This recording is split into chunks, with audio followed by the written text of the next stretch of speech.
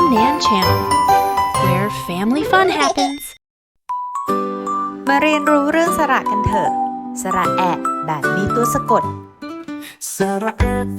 ะฟังให้ดีสระแอะแบบนี้ตัวสะกด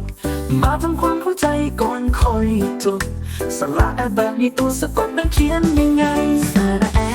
ตามด้วยสระอะมีตัวสะกดมาทักอะกระเด็นออกไปกลายร่างเป็นไม้ใดคู่ทันใดหายไปไกลเป็นไม้ใดคู่พลันสระแอะสองขาเดินนำหน้าแล้วตามมาด้วยไม้ใดคู่ตัวสะกดแอบดูมือมีไม้ใดคู่ตัวสะกดจึงรีบตามมาขอแอะงออ่านว่าแข็งขอแอะกออ่านว่าแคะมอแอะคออ่านว่าแม่จอแอะคออ่านว่าแจ็ค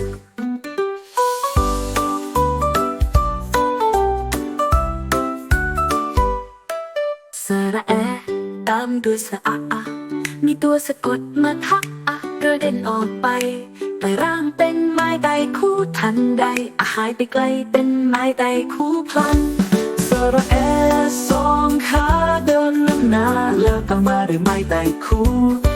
ตัวสะกดแอบดูมือมีไม้ใดคู่ตัวสะกดจึงรีบตามมาขอแอะงออ่านว่าแข็งขอแอะกออ่านว่าแคทมอแอะคออ่านว่าแม็กจอแอะคออ่านว่าแจ็คสระแอะไม่ไตคู่แล้วตัวสะกดทุกคนรีบจดนี่คือสระแอะสระแอะเสียงสั่นจงง่ายแฮะนี่คือสระแอะแบบนี้ตัวสะกดไง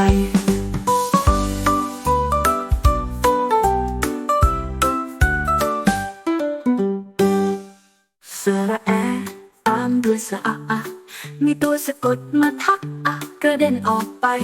ไกลร่างเป็นไม้ใดคู่ทันใดหายไปไกลเป็นไม้ใดคู่พลันสระแอะสองขาเดินนำหน้าแล้วตามมาด้วยไม้ใดคู่ตัวสะกดแอบดูมือมีไม้ใดคู่ตัวสะกดจึงรีบตามมา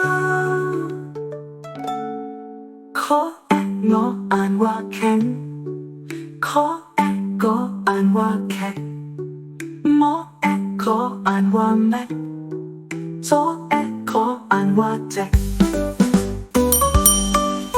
อย่าลืมกดติดตามกดไลค์กดแชร์เป็น